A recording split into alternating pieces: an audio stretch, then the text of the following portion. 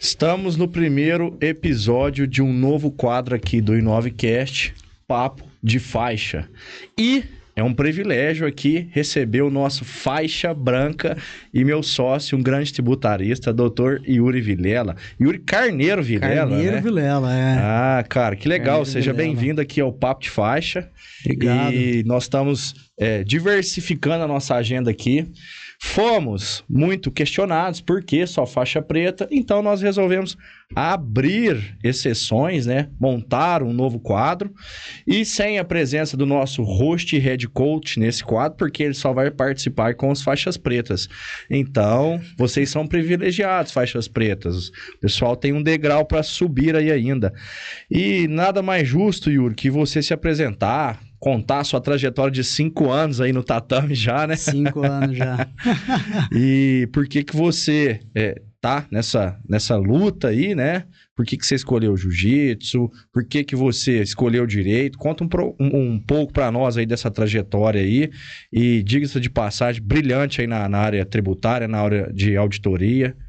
Cara, obrigado. Inicialmente, o privilégio é meu. Principalmente por ser o primeiro a vir aqui quebrar esse paradigma, né? De que só a faixa preta senta nessa cadeira aqui. Para aquele programa, sim. Hoje a gente diversifica um pouco aqui. Então, muito bacana estar aqui, cara. Eu agradeço. 5 anos no tatame já, hein? É chão, né? 5 anos, mas a faixa continua branquinha ainda. Isso também tem muito a ver com a parte profissional, né? Fiz direito, confesso que mais por influência da minha irmã. Eu via ela, já estava na faculdade, adorava aquilo. Doutora Nádia? Doutora Nádia.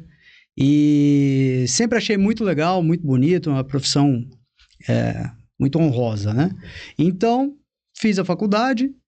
No final da faculdade, me mudei para Ribeirão. Tive a oportunidade de trabalhar lá em uma consultoria tributária. Foi quando eu tive contato mesmo, né? Se eu não me engano, eu tinha tido algumas aulas só no segundo semestre do 5º ano, aulas de tributário. Então, não sabia nada, não fazia ideia do que era aquilo. No meu primeiro mês, 2 meses de trabalho, eu pensava assim, o que eu estou fazendo aqui? Né? Não sei de nada. Mas fui, né? Sim. Foi pelejando bastante ali, apanhando. E o que você encontrou? Por que você decidiu ir para Ribeirão Preto? Eu lembro que você treinava jiu-jitsu aqui, fazia FDS. Sim. E aí, de repente, vou para Ribeirão. O que você sentiu naquele momento? O que foi essa virada de chave? Cara, lá eu vi uma oportunidade melhor, tá? Pessoal, eu já tinha ouvido... Pra quem não sabe, desculpa te interromper, Doutor Yuri, qual que você gosta que te chama? Yuri Vilela. esse nome, doutor, é pesado, só pesado, o doutor eu né? dispenso, é mera formalidade, né? Exatamente, mas para quem não sabe, pessoal, nós estamos a 400 quilômetros de São Paulo, capital, e quando nós vamos para Ribeirão, nós já estamos a 300, então é uma grande evolução já, né? Opa! E aí você pega Ribeirão Preto, 1 milhão de habitantes, você pega a Cidade Franca no interior, faz divisa com Minas Gerais, nada contra, mas aqui nós somos considerados caipiras. Em Ribeirão, vocês também são caipiras, elitizados, né? É diferente, é um caipira diferente, né? Como é que foi essa virada de chave, essa tomada de decisão? Quantos anos você tinha? Cara, eu tava isso foi em 2017, tava para fazer 22 anos. Foi 1-2 semanas antes do meu aniversário. Nunca tinha saído de casa. Fui para lá, morei com 2 amigos, né? Numa empresa que eu não conhecia quase ninguém. Tinha um amigo lá, estudou comigo na faculdade. E meti a cara, falei, vou embora, né? Eu ouvia os professores sempre falarem, não, porque o direito tributário é a área mais rentável do direito. Quem faz tributário tá rico. Na faculdade é lindo, na faculdade, né? Fui para lá com essa esperança. Falei, não, vamos ver então como é que é. Realmente gostei muito, me apaixonei pelo direito tributário. A faculdade a gente aprende uma gota no oceano, tá? Então, assim, se você sair com a faculdade só e for entrar no mercado de trabalho, cara, você tem muito chão ainda, muito chão.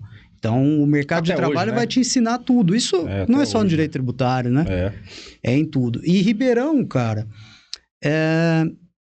eu considero mais ou menos uma São Paulo em miniatura, né? Ela tem algumas facilidades que São Paulo tem maior variedade de coisas para se fazer, lazer. Vulgo Califórnia brasileira. Califórnia, né? brasileira, exato. Mas é uma cidade que não tem todos os problemas de São Paulo. Por exemplo, trânsito lá tem os horários de pico, que é ali entre 5h30 e 6h30, que o trânsito fica um pouco pior, mas nada que vai te fazer levar 2 horas para chegar em casa, né? No máximo você leva ali meia hora, vai. 40 minutos. 40 minutos. Então,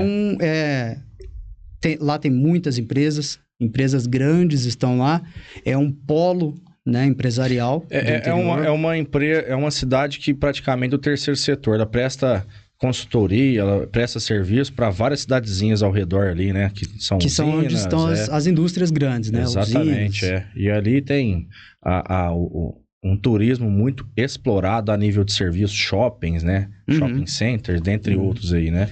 Inclusive na época da AgriShow, né? Na época das feiras, lá é um ponto turístico, é uma cidade turística mesmo, né? Vem pessoas do Brasil todo para ir para lá, conhecer a feira. Tem congestionamento de helicóptero, né? Tem congestionamento de helicóptero. E é real isso aí, É né? real, lá no Ribeirão Shopping, onde tem a empresa de táxi aéreo lá, é lotado. Faz fila na avenida de carros para poder chegar lá e poder alugar o helicóptero para ir até a feira. E lá na feira também tem congestionamento para poder usar o heliponto. É a maior feira do agro da América Latina, né, hoje, Ribeirão. Acredito, não lembro, mas eu acredito que deve ser... Da América Latina, assim. É a que mais movimenta, dizem eles, faturamento, né? Legal. Mas, Yuri, 22 anos, você já está com... 29, quase 30. 30 agora no final do mês. 30 agora em agosto, dia 15? 25. 25 de agosto. Então tem 8 anos que você já está na luta em Ribeirão Preto. Sim. E passou por quantas empresas? Qual foi sua trajetória ali? Era CLT, era PJ, era associado? Já fui CLT, PJ, associado também. Passei por 3 consultorias tributárias, né? Sempre como consultor tributário e em algumas oportunidades também fazendo papel de advogado tributarista, né? Nessas empresas tinha um plano de carreira, então eu comecei como trainee, júnior, pleno, semi-sênior, sênior, depois cheguei a ser gerente de tributos de uma empresa, né? E enquanto isso vamos dizer que acumulava uma função ali de advogado tributarista também, né? Para algumas causas específicas da empresa ou dos clientes. Eu acho que qualquer função ou profissão no Brasil, se a pessoa tiver o título ali de bacharel em direito, independente se tem a OAB ou não, ela vai acumular essa função de consultor jurídico, de advogado ali, né? Sim. Então, por conta do conhecimento, do estudo que ela teve, a pessoa sempre começa a consultar, jogar algo a mais ali, né? Exato. Buscar mais informação, né? Porque acaba sendo um profissional que tem uma coisa extra a oferecer, né? Porque falando sobre consultoria tributária, quem costuma aí? Quem formou em contabilidade, ainda que não tenha o CRC ativo, não seja contador mesmo, né? Mas formados em contabilidade, formados em direito, ainda que não sejam advogados. Sim. Certo? E tem pessoal de engenharia, economia também, mas na massa são esses 2 cursos. E durante essa trajetória aí de 8 anos, que já é uma caminhada, né, cara? No mundo profissional, principalmente porque você passa a conhecer, a estudar legislações, procedimentos, tanto empresariais como legais, né? Antes desses 8 anos, o que vem legislações para trás e durante esses 8 anos, o que vem se atualizando, né? Sim. Então, como é que é esse mundo tributário? Como é que podemos, assim dizer, essas atualizações aí do Congresso Brasileiro, do Poder Executivo, de decreto, impostos novos, isenção de tarifas, a gente é taxado agora aí em 50%. Como é que nós conseguimos balizar essa parte fiscal, essa parte tributária no Brasil hoje, voltada para o mundo empresarial? Como é que o empresário lida com isso? Qual que é a importância de ter um apoio tributário ao lado dele ali? Existem dois universos aqui. Como o empresário deve lidar e como o empresário lida, tá? Não é todo empresário que lida como ele deve lidar. E é aí que vem os problemas, certo? O cenário tributário brasileiro é uma loucura. A gente vê todos os dias aí, todo dia você entra tem uma notícia. Quando a gente falando sobre o sistema tributário que nós temos hoje, tá? Sem entrar em mérito de reforma tributária. O ICMS é um imposto sobre circulação de mercadorias e serviços, né? No caso, serviço de transporte, que é estadual, certo? É um imposto estadual. Então, nós temos todos os estados e mais o Distrito Com Federal. uma variação de alíquota. Cada um tem o seu código próprio. Todos eles seguem a lei do ICMS, a famosa lei Lei do seu Candir. estado, né? Isso, e a partir daquela lei, da lei que instituiu o ICMS, existem os regulamentos do ICMS, que são legislações específicas para cada estado. Aí, ok, nisso você já vai ter 26 ou 27? 27 com o Distrito Federal, né? Isso. Então, você já vai ter 27 regulamentos diferentes. Depois disso, entre os estados, ainda podem ser feitos convênios, protocolos, certo? Legislação esparsa. Então, assim, a gente está falando até agora só do ICMS. Depois a gente tem a legislação de PIS, COFINS, IRPJ, CSLL, do Simples, se for o caso, né? IPI, IOF, tudo, ITCMD, ITBI, ITR, II. Então, quer dizer, olha o universo. Nós que somos consultores tributários, pessoas da área tributária e fiscal, né? A gente precisa se atualizar todos os dias. Todo dia muda. Todos os dias você tem que estudar. Estou em um grupo aqui que todo dia chega pessoal falando sobre a atualização. Galera, vocês viram que saiu tal atualização? O que vocês acham? Eu tenho esse material, Então, pro consultor tributário já é difícil. E você acha importante o advogado fazer parte desses grupos, sim, estar sempre nesses eventos? Acho importante, sim, para se atualizar e sair do mundo jurídico ali. Sim. Tá? Porque... E o que você acha hoje desse mundo do coaching? Principalmente no direito, que é o advogado ensinando o advogado. E às vezes, assim, obviamente que tem muitos cases de sucesso, né? Sim. E tem muito charlatão no mercado, né? Sim. E eu acho que tem mais charlatão do que case. Ficou chato? Qual que é a sua visão que você tem disso? Assim... Vamos polemizar aqui, né? Porque tá muito clichê, O que eu levo pra mim? Quem é você pra me ensinar alguma coisa? O que você construiu pra que eu queira aprender com você? Quem é você no sentido literal da palavra? O que você faz, aonde você chegou? Eu quero me espelhar? Eu quero ter uma trajetória parecida com a sua, profissionalmente falando? Entendeu? Então, tem muita gente hoje que não consegue trazer essa imagem, não consegue mostrar quem ele é, o que ele já fez.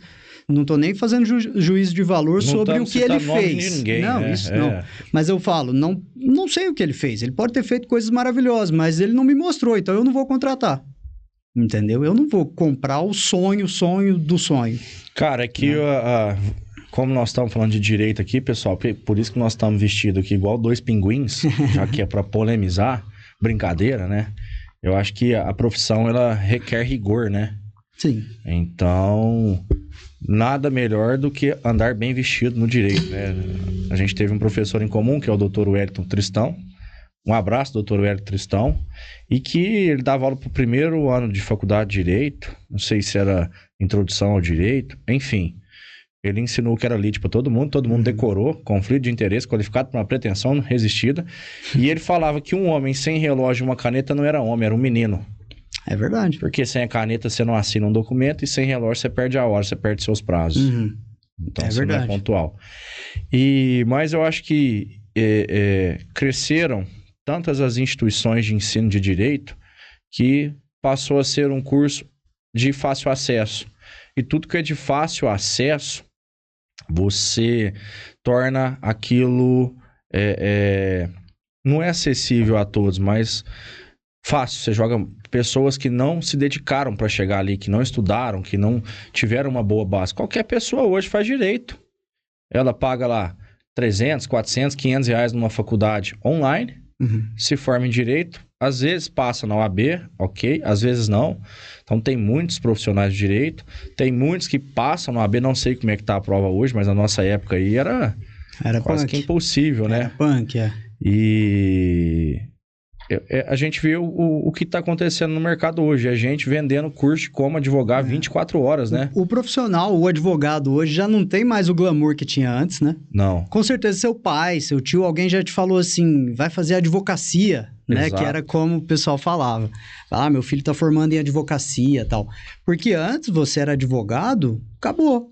Você é advogado, você era uma autoridade na cidade ali. Você tinha conhecimento da lei, né? Hoje, outro dia mandaram em um desses grupos aí. Sinto saudade de quando o advogado só precisava ter OAB e saber da lei. Hoje a gente precisa saber da lei, ter OAB, ter rede social, movimentar a rede social, se posicionar, ter fazer contato, conteúdo, saber um pouco de tráfego fazer pago. audiência, tudo, fazer tudo. peça, despachar com juiz, despachar com cartório, despachar com delegado, despachar com promotor. Então, cara, e assim, a precificação caiu, né? Caiu porque... A lei da oferta e da procura aumentou a mão de obra no mercado. Exatamente. Se eu não fizer esse serviço por R$2.000, ali na esquina tem o fulano que faz por 1.000, por 500. Mas é o que eu costumo falar, né? Tanto na contabilidade como no direito, eu acho que é uma relação extrema de confiança. Sim. Você tem que saber quem que é o profissional que você está contratando, porque principalmente na área tributária, uma vírgula errada pode te pôr na cadeia, né? Sim. Evasão de divisa, sonegação de imposto. Errou ali, sonegou. E outra também que você abre tudo, né? Você abre você vai pegar um raio-x da sua empresa, vai fazer o diagnóstico completo. Eu vou saber quanto você ganha, da sua quanto todos os seus funcionários ganham. Então, quer dizer, é muito delicado. Exatamente. É muito delicado. Você não pode colocar na mão de qualquer um e, dependendo, você pode ser responsabilizado por isso. Você como empresário e você como consultor, como advogado. Cara, e assim, você tá na arte marcial faz 5 anos, você teve sua jornada aí de viagens, né? Pelo Brasil inteiro. Então, eu acho que não é um demérito estar na faixa branca até hoje. Acho que a faixa branca é o início de uma caminhada.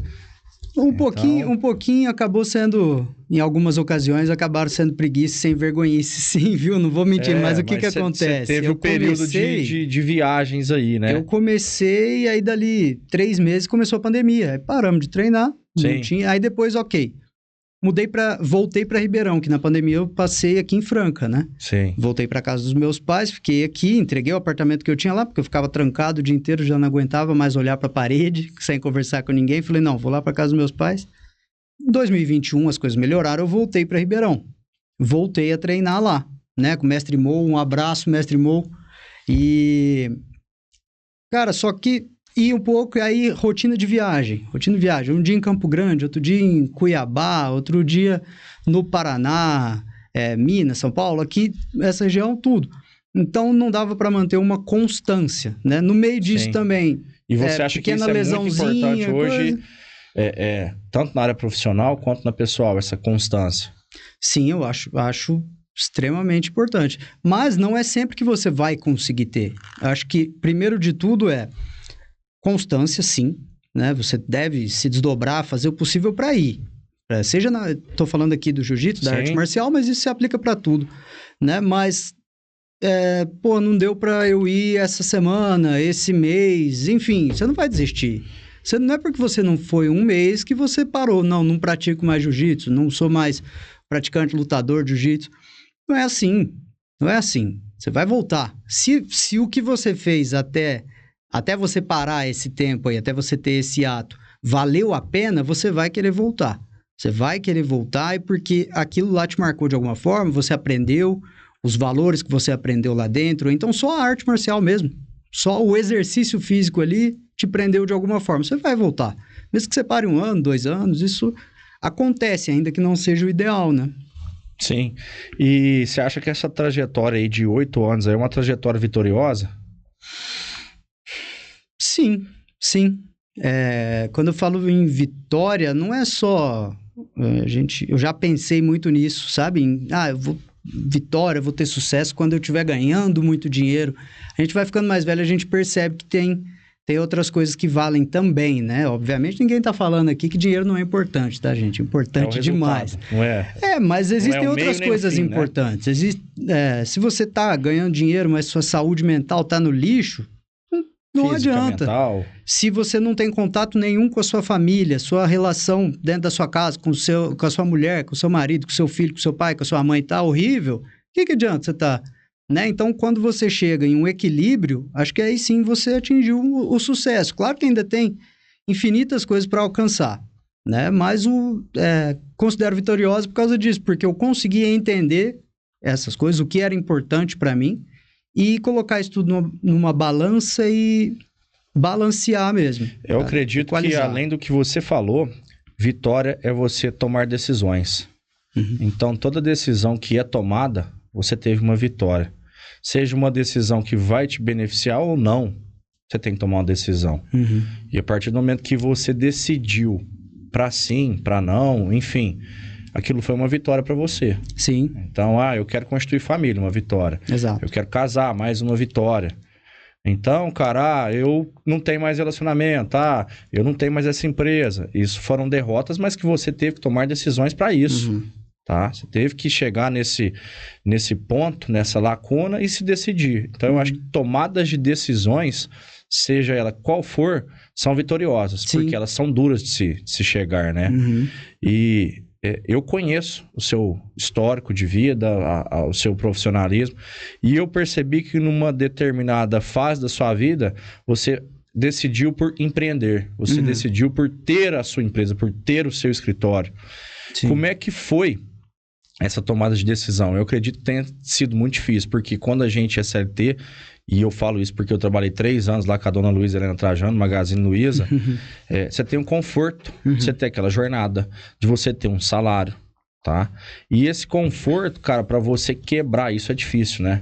Quando que você decidiu, falou, eu vou trabalhar para mim, eu não quero trabalhar mais para os outros, como é que foi isso? Como é que foi esse ponto de inflexão e essa decisão? Cara, isso é uma coisa que eu já vinha pensando há muito tempo. Isso desde criança, meu pai sempre empreendeu, sempre foi atrás, sempre me falou, né? Faz o que você tem que fazer, trabalha, estuda, se dedica ao máximo em tudo que você fizer, mas pense em construir alguma coisa para você. Pense em construir alguma coisa para você. E aí chegou num ponto que já não dava mais já não fazia mais sentido, né? Chegar e trabalhar para outra pessoa. Por quê? Graças a Deus posso dizer sim que eu sempre me dediquei de forma integral para todos os lugares que eu trabalhei, mas, bom, chegou a hora de empregar esse esforço para mim, né? E não empregar mais uma vez para uma outra empresa, por uma oferta um pouco melhor de salário, por outra, entendeu? Então, foi um chamado interno mesmo que era mais cedo ou mais tarde, então... Você já tinha isso em mente, né? E só precisava pôr em execução. Sim. E teve algo que te impulsionou a fazer isso? Algo ou alguém? Cara, como eu disse, uma das pessoas que sempre me incentivou seu pai foi meu pai. Hoje, né? Sim. Sempre foi comerciante. Ele gosta que chame ele de comerciante. Ele acha que empresário é um pouco presunçoso. Fala, não, pai, mas você é empresário, tem empresa, pô. Mas, enfim, sempre foi comerciante, sempre foi empresário, sempre viajou, vendeu. Ele sempre me motivou, me motivou, né? A Priscila me motivou muito também, minha mãe também. Então, assim, todas as pessoas à minha volta sempre me apoiaram, né? E o legal, cara, que a gente vê muitos cases de sucesso, ele tem base.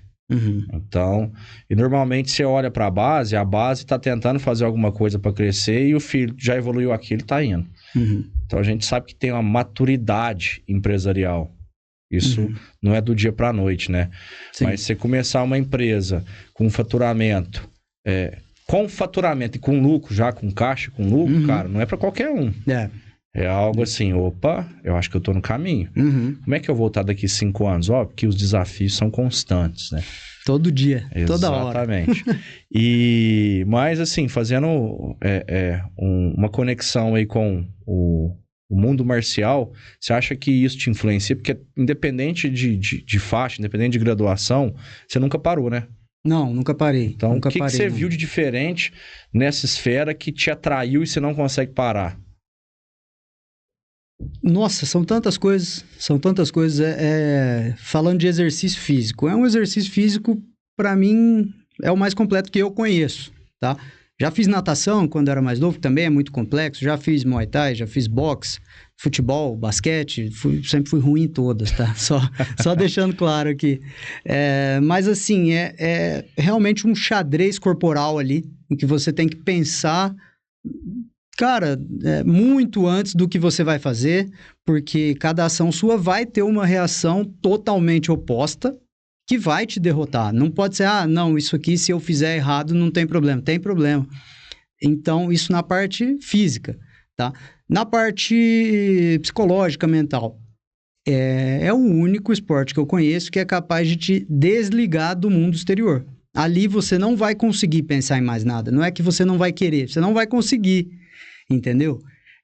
Se eu for pensar no meu trabalho, se eu for pensar em qualquer outra coisa, tem um cara de 100 quilos aqui em cima de mim querendo me matar, querendo arrancar meu pescoço, quebrar meu braço, entendeu? Então, como que eu vou pensar em outra coisa? Cara, Ali você vai desligar, legal 100%. dessa conclusão que você tirou é que veio um insight na minha cabeça aqui, que você falou que começou com natação, outros esportes.